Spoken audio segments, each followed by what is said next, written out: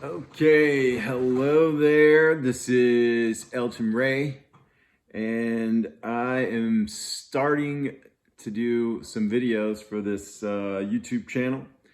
And hey there, this is Ray.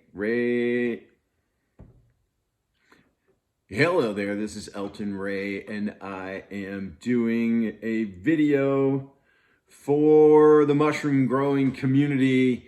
And I'm gonna launch it onto YouTube and try and get my YouTube channel fired up and going once again for the millionth time. I just keep trying to go. But what I wanted to do is read some news stories for the mushroom growing and the mushroom enthusiast and the mushroom entrepreneur community out there in the world, on the planet. And the first one that I'm going to do is a story about a woman named Katie Ayers, I think that's how you say her name, who has grown a canoe out of fungi. You guys might have seen this story already and maybe just thought it was cool and didn't get a chance to read it. So I'm going to read it to you and we'll see how that goes. I'll show you the photo. So this video is going to be just raw. Like I'm going to figure out how to do. Here, let's look at that. You can look at this picture even better. Here we go. Like let's go right there. Look at that. This is high-tech YouTube video making. But hopefully those in the community will find this of value and look past the technical unsophisticatedness of this video. Anyway, so let's read the title of this article. Is fungus the answer to climate change? Student who grew a mushroom canoe says yes. Mushrooms are here to help us. They're a gift, college student Katie Ayers said. They're our biggest ally for helping the environment. Catch a glimpse of Katie Ayers paddling her canoe on a Nebraska lake this summer, and you might do a double take. At first glance, her 8-foot vessel looks much like any other canoe. Same oblong shape, same pointed ends, same ability to float on water. But upon closer inspection, it's clearly anything but ordinary. Ayers' canoe is made out of mushrooms. More specifically, her boat is made from mycelium, the dense, fibrous roots of the mushroom that typically live beneath the soil. Ayers, 28, a student at Central Community College in Columbus, Nebraska, even gave her creation a fitting name, Canoe. Though Ayers has taken the canoe out for several quasi-recreational excursions and plans to do so again as soon as the weather warms up in the rural part of Nebraska where she lives, her goal with the eye-catching project is to raise broader awareness about mushrooms. She is part of a growing movement of mushroom advocates, people who believe these squishy, sometimes edible fungi can help solve some of our most pressing environmental problems. And here's a little close-up of the canoe. Oh, look at that cool canoe. It's made of mushrooms. It's on a pallet. She grew that sucker.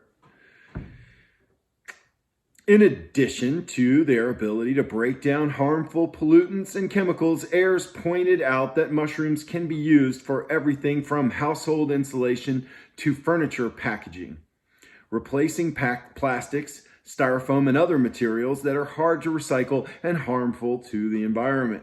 Mushrooms are here to help us. They're a gift, Ayers said. There's so much we can do with them beyond just food. It's so limitless. They're our biggest ally for helping the environment. Mushrooms aren't exactly mainstream, though citizen scientists like Ayers and some private companies hope to someday change that.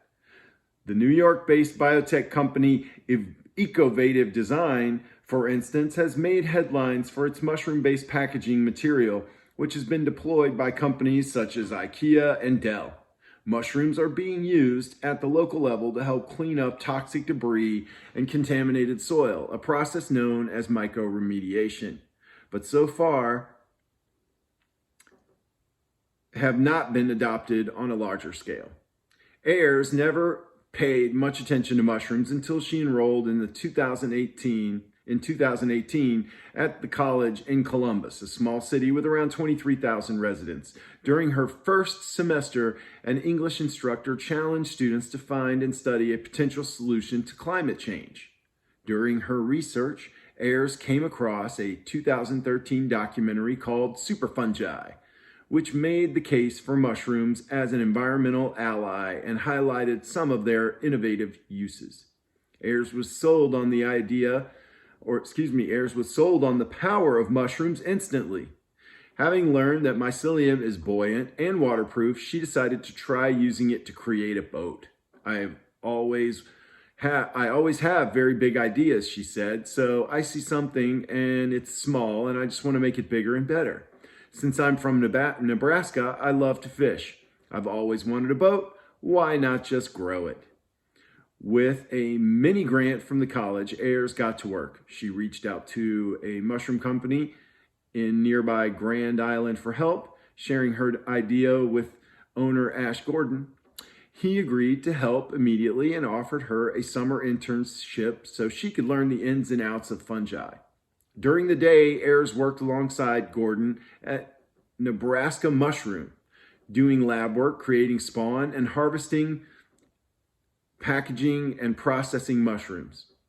After finishing their work for the day, the two turned their attention to the Canoe project. They first built a wooden skeleton and a hammock-like structure to suspend the boat-shaped form in the air. They next sandwiched the boat's skeleton with mushroom spawn and let nature take over. For 2 weeks, the fledgling canoe hung inside a special growing room in Gordon's facility where temperatures ranged between 80 and 90 degrees, and the humidity hovered between 90 and 100%. The last step in the process was to let the 100-pound boat dry in the Nebraska sun. All told, Ayers said she spent $500 on spawn, tools, and equipment to build the canoe.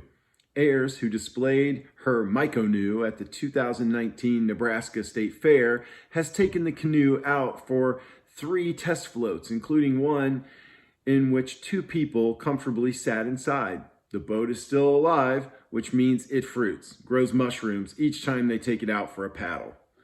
The successful mycelium canoe inspired Ayers and Gordon to experiment with making chairs, landscaping bricks, and other items. Though it started as a hands-on learning opportunity for Ayers in the course of her college studies, the canoe has also served as a quirky conduit for conversations about mushrooms. It's not just a piece of art, it's a functioning boat that works, Gordon, 39, said. It really helps bridge that gap between people. Excuse me.